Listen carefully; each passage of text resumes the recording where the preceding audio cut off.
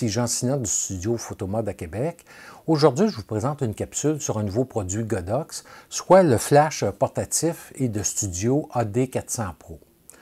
Tout d'abord, c'est le nouveau flash qui est le petit frère au AD600 Pro, dont j'ai fait une capsule que vous pourrez trouver le lien au bas de la page ici. Et c'est un flash qui possède 400 watts de puissance contre 600 watts pour le AD600.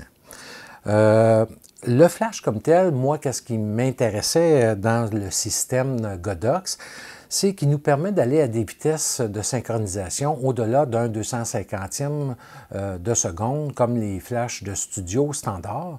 Et puisque j'aime travailler à l'extérieur avec des grandes ouvertures, alors avec mes anciens flashs, c'était impossible de travailler au-delà d'un 250e, la vitesse maximale permise avec mon boîtier Nikon. Donc, les flashs Godox, bien, ils nous permettent de se rendre jusqu'à un 8 millième de seconde et ainsi, je peux maintenant travailler à des grandes ouvertures telles 1.4, 1.8 en extérieur et en plein soleil. Le flash comme tel possède sa propre pile, donc est vraiment autonome, ce qui fait en sorte que je n'ai pas besoin d'avoir une extension électrique ou un bloc pile à venir me brancher lorsque je sors à l'extérieur du studio. Et il a une portée de 100 mètres. Donc, vraiment, on peut utiliser des objectifs, des téléobjectifs longs. Et malgré qu'on va être à distance du flash, bien, à ce moment-là, avec le petit module de contrôle ici, bien, on peut avoir une très grande portée pour déclencher le flash.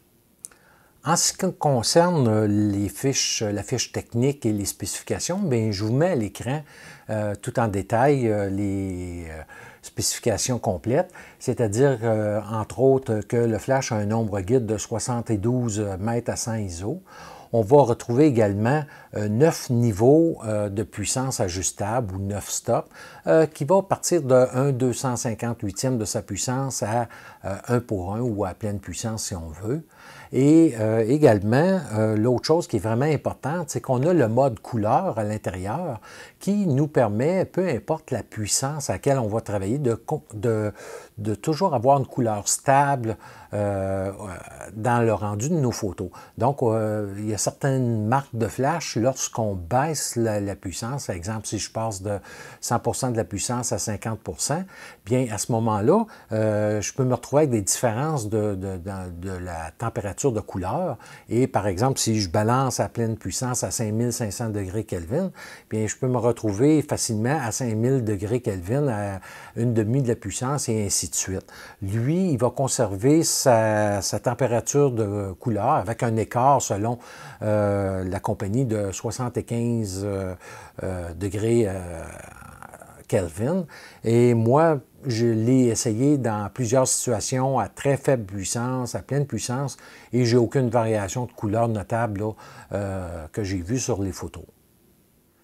Également, le temps de recharge du flash est de 1 seconde lorsqu'il est à pleine puissance. Donc, aussitôt que je vais en bas de 1 seconde, bien à ce moment-là, je suis capable d'avoir à partir d'un 8e de sa puissance une bonne rafale en continu. Et également, l'autre chose qui est vraiment intéressante, c'est contrairement au AD600 Pro, qui, lui, lorsque je baisse la puissance du flash à un niveau plus faible, je dois décharger l'éclair accumulé pour avoir la nouvelle puissance, alors que dans celui-ci, le système fait en sorte qu'il va vraiment émettre la nouvelle puissance sans avoir à délester la puissance préalablement là, en pesant sur le petit bouton. Donc, c'est beaucoup plus rapide et c'est vraiment un atout de plus pour ce qui concerne le AD400 Pro. Finalement, bien, le temps de recharge de la pile est de seulement 2 heures lorsque la pile est complètement chargée. Et le chargeur, si je mets ma pile sur le chargeur qui était à 50%, bien à ce moment-là, va être encore beaucoup plus rapide. Maintenant, on va faire le tour de l'extérieur du boîtier et qu'est-ce qui est inclus avec le flash. Tout d'abord, bien entendu, on a la pile ainsi que le chargeur que je n'ai pas en démonstration, là, mais qui est fourni avec. On a le tube éclair, bien entendu. Présentement, moi, j'ai la monture de Bowens pour mettre les attaches de softbox et les accessoires. Et contrairement au AD600 Pro où il est intégré au boîtier, celui-ci, on doit le fixer. Là. Il y a 4 vis, tout simplement, 2 sur le dessus et 2 sur le dessous, qu'on va venir visser avec une clé Allen qui est fournie. Et à ce moment-là, on peut utiliser tous les accessoires Bowens. On peut également avoir la monture pour d'autres marques d'accessoires comme Profoto, par exemple. La chose qui est bien, c'est normalement, lorsque la monture Bowens n'est pas intégrée, on a le réflecteur qui est fourni avec, qui vient avec. Et la question que je me posais lorsque j'ai vu les premiers exemplaires sortis, c'est qu'on ne pouvait pas venir par-dessus, venir mettre notre réflecteur, soit pour l'utiliser ou soit lorsque je veux mettre le capuchon et l'emmener avec moi. Donc, Godox ont vraiment bien pensé à ça et ont conçu un réflecteur qui se sépare en deux, tout simplement. On fait tout simplement le sortir. Et je peux à ce moment-là venir installer le réflecteur sur la monture Bowens et mettre le capuchon pour le transport. Donc, je peux en tout temps me servir avec le parapluie et tout ça. Personnellement, moi, j'utilise un autre accessoire lorsque je sais que je n'utiliserai pas, exemple, un parapluie, puisque j'utilise soit un Octabox ou un Softbox. Et je vais utiliser à la place le capuchon qui vient avec d'autres flashs Godox qu'on peut acheter séparément et tout simplement venir l'insérer ici à l'intérieur et on voit que ça va être moins de pièces emmenées avec le capuchon et je trouve ça vraiment génial. Donc c'est un petit truc que je voulais vous partager en même temps. Vous allez remarquer ici également que je me suis mis un genre de petit repère parce que venant d'une autre marque, bien avec mes anciens softbox, je n'avais pas enligné quoi que ce soit pour mettre mes softbox. Bien, je me suis mis un petit repère pour justement quand j'arrive avec les dents, de pouvoir savoir exactement où il s'enclenche. Donc, c'est mon petit truc à moi également pour venir faciliter plutôt que commencer à essayer de trouver les ouvertures. Également, qu'est-ce qui est fourni avec le flash? Bien, on a une valise de transport et la valise de transport est vraiment bien conçue, elle est rigide et à l'intérieur, on peut y déposer la pile, le flash, même le flash monté avec le speed ring, c'est déjà prédécoupé à l'intérieur, je peux vous le montrer, pour accepter le flash tel quel, comme il est monté. On le voit ici, l'ouverture. J'ai simplement enlevé la pile et tout va rentrer à l'intérieur sans problème. Donc, c'est vraiment un plus à avoir, surtout lorsqu'on veut aller à l'extérieur et de façon allégée. Bien, à ce moment-là, on va avoir la petite valise de transport qui est fournie. On a également une poignée, contrairement au AD600 où on doit acheter la petite poignée ici. Celle-là, elle vient avec le flash. Et je trouve ça agréable parce qu'une fois qu'il est monté sur le pied, souvent je suis en extension, bien avec mes deux doigts, je suis capable d'avoir accès au flash plutôt que d'aller essayer de prendre sur le dessus du flash. Donc c'est un petit plus. Moi, j'aime bien. Il y en a d'autres qui n'aiment pas, bien à ce moment-là, il est facile de l'enlever avec les 4 vis qui sont juste ici en dessous. Voilà pour ce qui est des accessoires qui sont fournis avec le flash. On va faire maintenant ensemble le tour de l'extérieur du boîtier. Tout d'abord, bien le boîtier du flash, on va avoir bien entendu le flash tube. On va avoir ici le petit écran qui sert de sensor pour recevoir en mode slave un éclair provenant d'un autre flash afin de déclencher le flash. Donc, c'est bon de savoir que cette fenêtre-là est située ici. Par la suite, on a une prise mini USB ici pour faire la mise à jour du firmware, par exemple. Et on va avoir une prise jack synchro si, par exemple, j'utiliserais un module radio autre que Godox, exemple un Pocket Wizard, bien, je pourrais venir mettre un fil relié au Pocket Wizard dans la prise ici et pouvoir m'en servir pour le déclencher à distance avec le système Pocket Wizard. On va avoir également le pied, c'est-à-dire le support pour le pied, et il est très bien conçu, il est en métal. On peut aussi bien l'installer par-dessus un pied ou sur le côté comme ça ici. Et on va avoir l'ouverture pour le parapluie. L'avantage de ce genre de système-ci, c'est qu'il est rentré à serre plutôt qu'avec une vis. Et à ce moment-là, bien, si j'ai un coup de vent sur le flash qui est installé dehors, par exemple, bien, au lieu que ce soit tout le flash et le pied qui chambranle, bien, à ce moment-là, ça va faire sortir le parapluie. C'est le parapluie qui va tomber au sol. Donc, c'est vraiment un bon système pour ceux qui aiment bien utiliser les parapluies.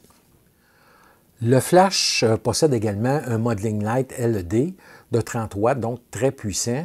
Et ici, on remarque qu'il y a une fente pour justement le ventilateur, parce que lorsqu'on utilise le Modeling Light, bien à ce moment-là, ça vient assez chaud et le ventilateur, lui, va se mettre en marche aussitôt que je dépasse les 20% de la luminosité du Modeling Light. Donc, si vous entendez un bruit, c'est vraiment, non pas pour refroidir le flash, mais le Modeling Light.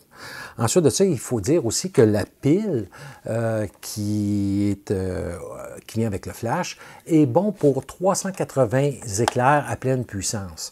D'ailleurs, dernièrement, j'ai fait un shooting photo où j'ai utilisé le flash en moyenne entre 1/4 de sa puissance et 1/8 de sa puissance. Et j'ai fait au-delà de 1400 photos sans le Modeling Light, par contre. Et à la fin de la session photo, ma pile affichait encore entre 25 et 50% de sa capacité là, de charge.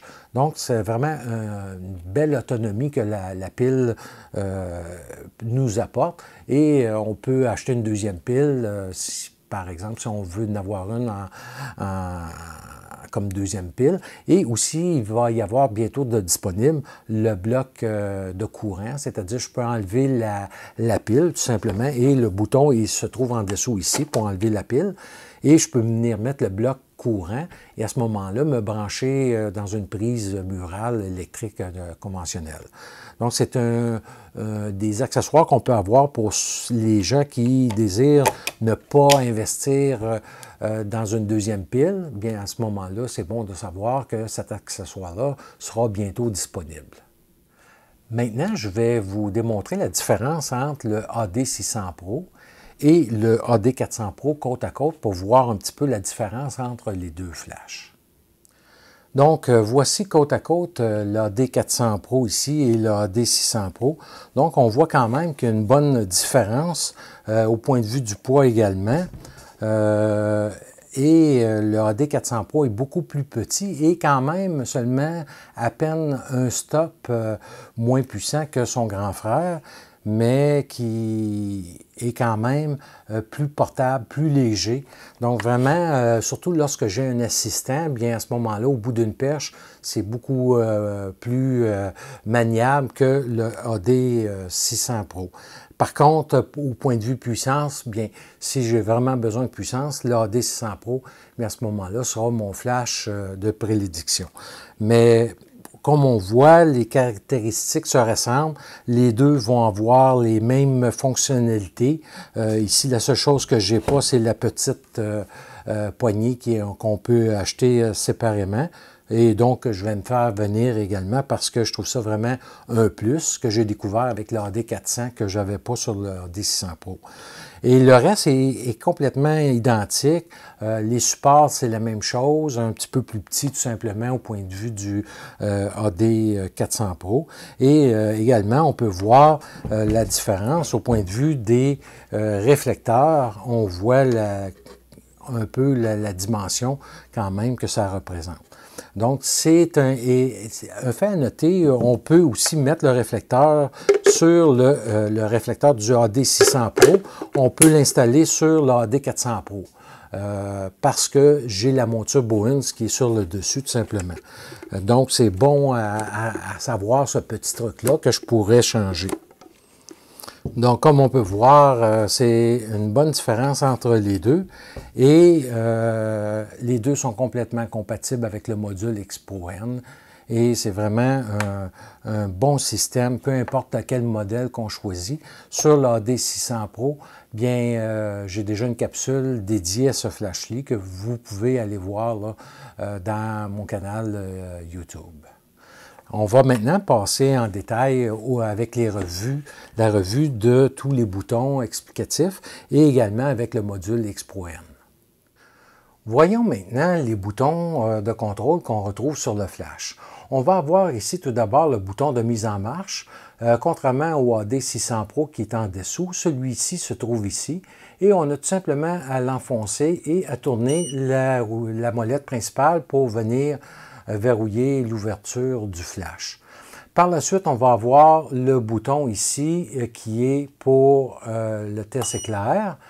Et ensuite de ça, ici au côté, on va avoir le bouton pour le modeling light. Et là, on a différentes options. On va voir si j'appuie une première fois, qui va être à 20 %. Et peu importe l'intensité du flash que je vais régler, bien, le modeling light va rester toujours à 20 % de son taux d'illumination. Si j'appuie une deuxième fois, à ce moment-là, on va voir qu'il est proportionnel.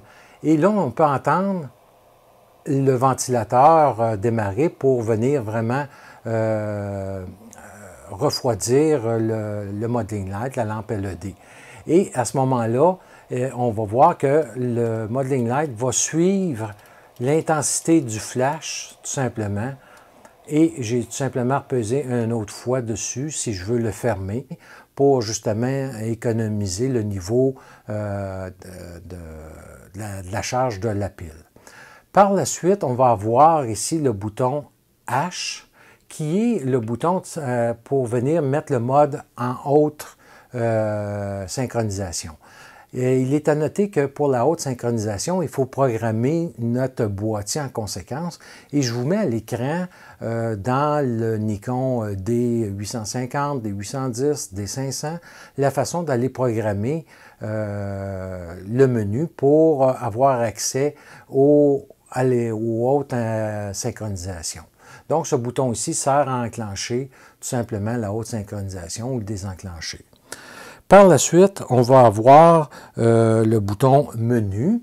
Le menu qui va venir à l'intérieur du menu du flash. On fera le tour par la suite un petit peu plus loin pour le menu.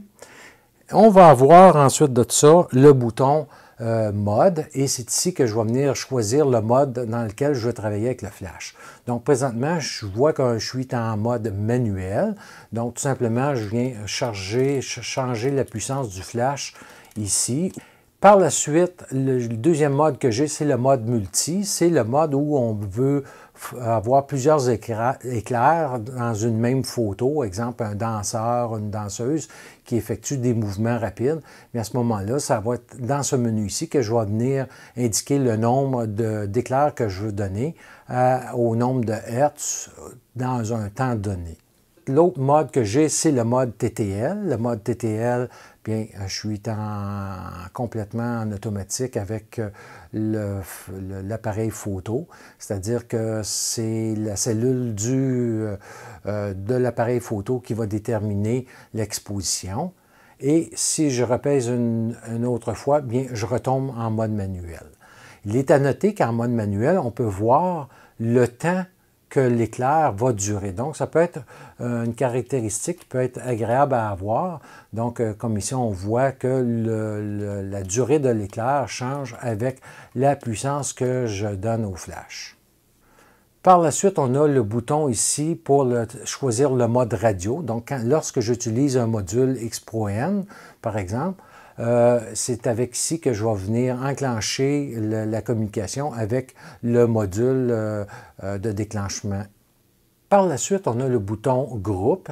C'est ici qu'on va venir sélectionner le groupe dans lequel on veut fonctionner avec le flash. Donc, si j'ai deux flashs, je peux leur assigner chacun un groupe. et à ce moment-là, être capable de donner à chacun une puissance différente. Je peux mettre également plusieurs flashs sur le même groupe. Si je tiens à enfoncer le bouton « Groupe », à ce moment-là, ça va être le canal. Donc, si je travaille avec un autre photographe qui est équipé également du même système que moi, bien, on peut choisir des canaux différents pour pas que je déclenche ses flashs et lui, les miens. Donc, c'est à ce moment-là ici que je vais venir sélectionner tout simplement le canal avec lequel je veux travailler et on pèse sur le bouton « 7 » pour venir verrouiller le canal que l'on désire travailler. Finalement, bien, la molette principale qui sert pour la programmation, pour régler la puissance du flash et accéder aux différentes options. Passons au réglage personnalisé dans le menu du flash. Donc, en pesant sur le bouton menu, j'ai accès ici aux différentes options. Comme par exemple le mode couleur, c'est ici que je vais venir régler le bouton pour que le mode soit toujours en mode couleur. Là, on voit qu'on entend le bip. C'est tout simplement parce que présentement, si je reviens sur mon mode, je vois que je suis en mode couleur et je dois tout simplement enlever l'éclair accumulé parce qu'il n'était pas en mode couleur auparavant. Donc, si vous entendez un bip comme ça, c'est que mon mode couleur, je l'ai engagé alors que le flash était déjà chargé en mode normal. On revient dans notre menu. Et il est à noter que le mode couleur ne fonctionne pas lorsqu'on travaille en haute synchronisation. Donc, autrement dit, si je reviens ici, puis je viens mettre mon mode en haute synchronisation, bien sachez que le mode couleur ne fonctionnera pas. Donc, comme je viens de vous dire, en mode haute synchronisation, si on retourne dans le menu, on va voir que le mode couleur s'est désengagé parce que le mode couleur ne fonctionne pas lorsqu'on dépasse le 1/250e de seconde avec le Nikon ou lorsqu'on va, autrement dit, en mode haute synchronisation. Donc, c'est bon à savoir, mais je vous le dis, même moi, lorsque j'ai utilisé à haute vitesse, même sans le mode couleur, j'ai vu aucune variation dans mes couleurs de photo. Donc, et malgré qu'il n'est pas en mode couleur, il conserve quand même une belle température de couleur, peu importe la puissance. Par la suite, si on continue dans le menu, bien, on va voir le mode slave. Le mode slave, on a trois choix. Comme là, présentement, il est fermé. Je peux passer en mode S1. S1, ça veut dire qu'à ce moment-là, le flash, la petite fenêtre qu'on a ici sur le dessus, c'est que le flash va être déclenché avec la venue d'un autre flash. Si, exemple, j'ai un autre flash de studio, aussitôt que le flash a été émis, bien ce modèle, le flash de ce flash-là va partir en voyant l'autre éclair.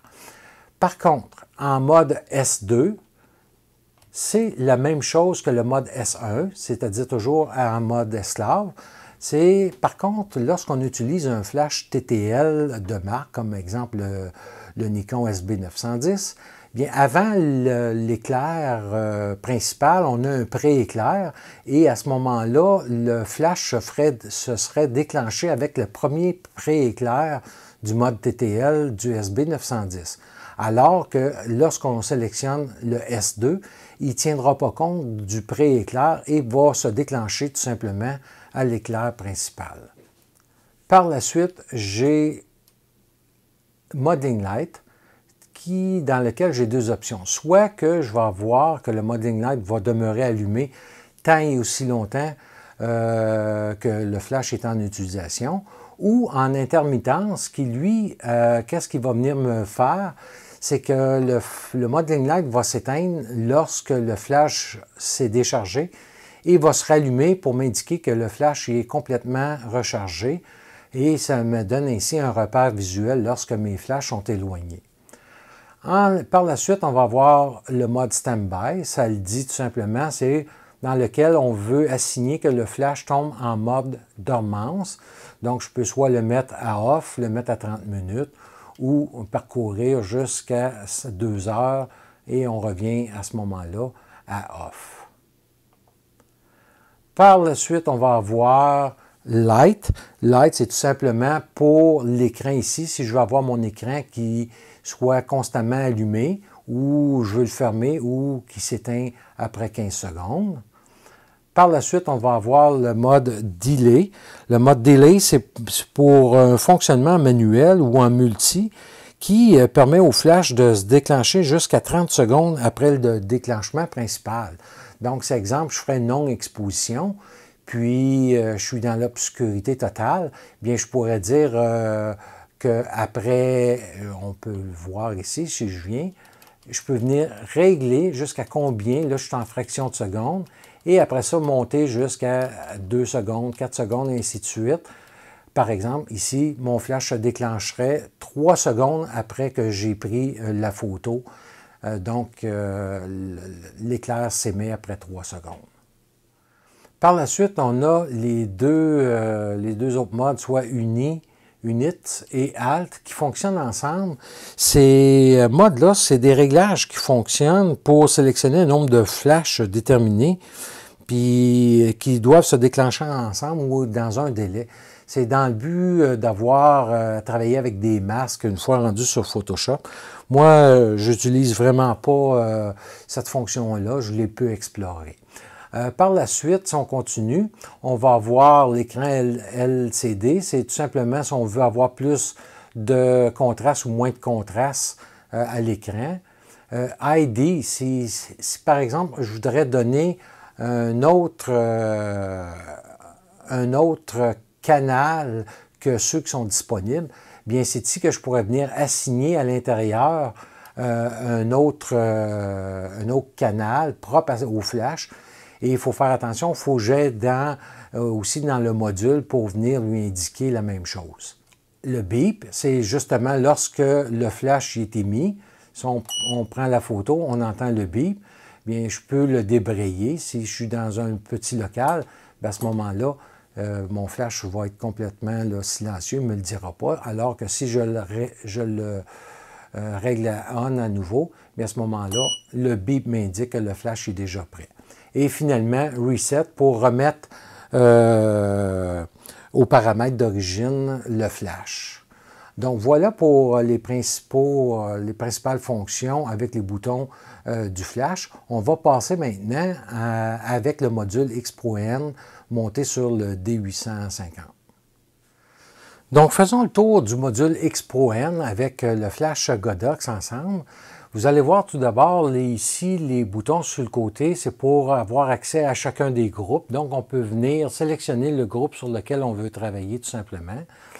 Et si on veut pas, on travaille avec seulement un flash, bien le petit bouton ici indiqué TCM, si j'appuie rapidement une fois, bien il vient mettre en gros plan seulement le groupe avec lequel je travaille. Donc c'est vraiment plus agréable lorsque je travaille à un seul flash, d'avoir toutes les données de ce seul flash-là que plutôt d'avoir tout en groupe et écrit un peu plus petit. Une fois qu'on a sélectionné notre groupe, bien, on va avoir les autres boutons ici. Le premier bouton qui est ici, une fois qu'on va avoir la tête zoom, c'est-à-dire c'est ici qu'on voit, exemple, si j'ai un flash Cobra, que je peux venir régler le zoom de la tête à une longueur de focale désirée. Par la suite, pour le mode Sync, bien tout simplement, c'est ce bouton ici. Lorsque je suis en mode normal, on peut voir que la vitesse d'obturation, je ne peux pas avoir accès à une plus grande vitesse d'obturation que mon boîtier me permet, soit un 250e dans ce cas-ci. Et si j'engage le mode Sync, bien on va pouvoir voir à ce moment-là sur le boîtier que je peux avoir une vitesse d'obturation qui est supérieure à un 250e de seconde. Et le petit logo de la caméra m'indique que le tout est en parfaite communication. On voit ici qu'on n'a pas le petit logo pour indiquer la haute synchronisation, mais ce n'est pas grave parce qu'aussitôt que je vais prendre une photo, il va venir s'afficher parce que la communication, c'est bien fait entre le flash.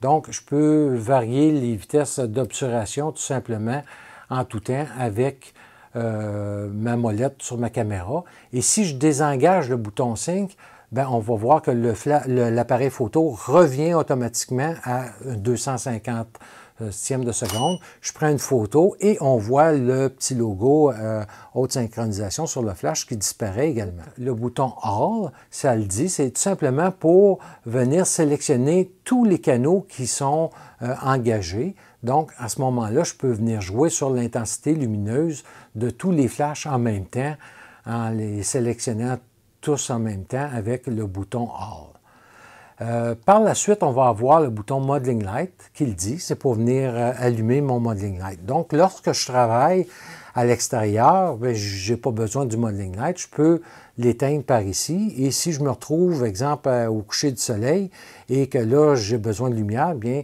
je n'ai pas besoin de me rendre au flash, je peux aller directement sur mon module et venir allumer le Modeling Light. Ensuite de ça, on va avoir le bouton Mode. Le bouton Mode, ça le dit, c'est pour venir sélectionner, comme on a vu tantôt, les différents modes du flash avec quelques options de plus. Exemple, là, j'ai sélectionné le groupe A. Si je viens ici, là, ça dit que mon flash est complètement fermé. Donc, je peux sélectionner un groupe de flash et fermer complètement le flash en le demeurant allumé, mais l'éclair ne sera pas émis lors de la prise de photo. Comme on voit, j'ai pris une photo et le flash n'a pas été émis parce qu'il est en mode éteint. Par la suite, on va avoir le mode TTL. Lorsque je suis en mode TTL, je peux venir de compenser de plus ou moins 3 stops. Donc, je peux régler, sous-exposer ou surexposer mon exposition directement à partir du module en mode TTL. Par la suite, dans le mode, je vais toujours avoir le mode multi, comme on retrouvait sur le flash tout à l'heure. Puis, on revient sur le groupe A. Donc, je parcours, mode manuel. Encore là, ici, je peux venir régler la puissance et on voit que le flash se part bien avec le module. Une fois que j'ai atteint la puissance voulue, je vais peser sur le bouton 7. Donc, le bouton TCM sert soit à venir mettre, comme je vous dis, en surbrillance un groupe en particulier en gros plan ou tous les groupes, ou encore lorsque je suis en mode TTL, bien, je peux passer tout simplement. Si on vient ici, on va venir le mettre en mode TTL. On va sélectionner le groupe. On va mettre le mode TTL.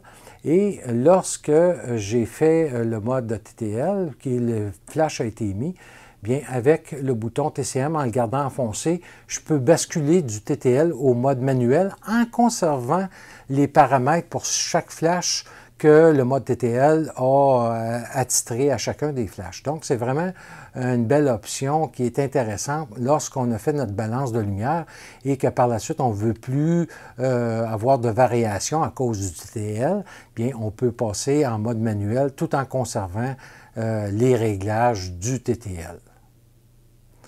Alors voilà pour le module X Pro N. Maintenant, je vais vous montrer quelques photos à l'écran ainsi que des petits clips vidéo du fonctionnement de mon équipement lors d'un shooting photo en studio et en extérieur.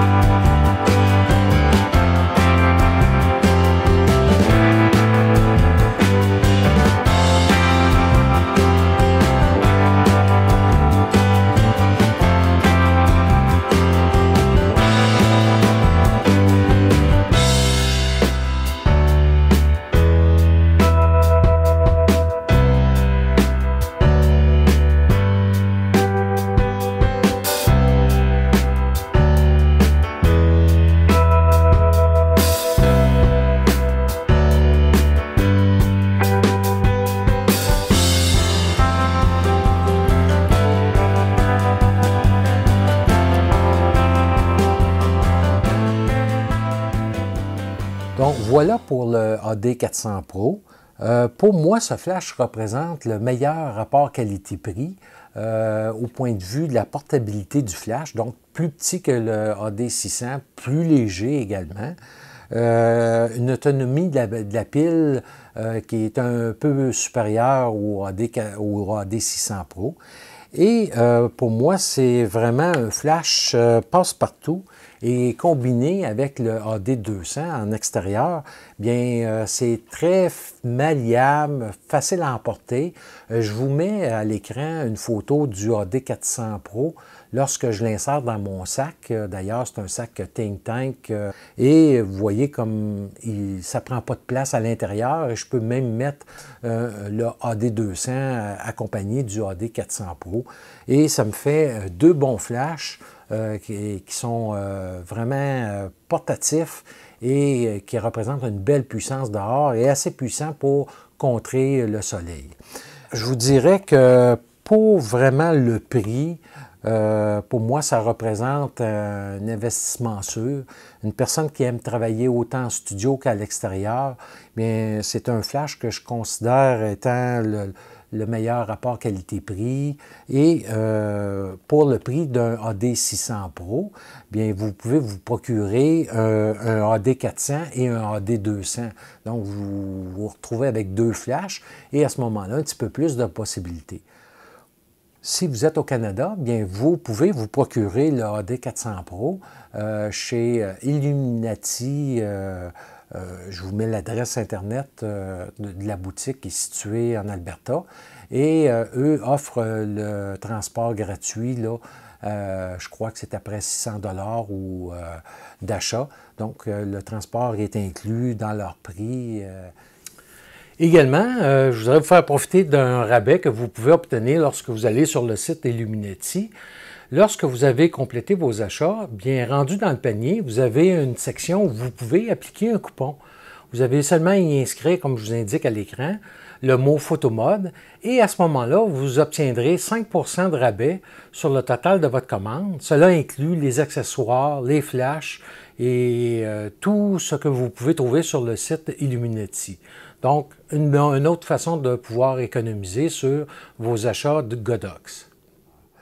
Donc, pour moi, c'est un flash qui vient répondre à un besoin que j'avais, surtout lorsque je travaille de plus en plus à l'extérieur, où j'avais vraiment besoin d'un flash portatif petit et combiné au AD200, bien pour moi, ça répond grandement aux besoins que j'avais pour la photographie extérieure, tout en conservant la possibilité de se rendre jusqu'à 8 millièmes de seconde là, en haute synchronisation.